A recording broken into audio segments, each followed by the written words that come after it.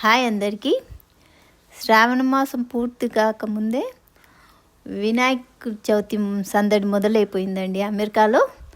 నిన్న గ్రాసరీస్కి వెళ్ళగానే అక్కడ వినాయక విగ్రహాలు దర్శనమిచ్చాయి. చూడటానికి చాలా కలర్ఫుల్గా ఉన్నాయి. చిన్న సైజు నుంచి పెద్ద సైజు వరకు ఉన్నాయండి. చూడంగానే చాలా హ్యాపీగా అనిపించింది. ఒకసారి మీరు కూడా చూడండి విగ్రహాలు.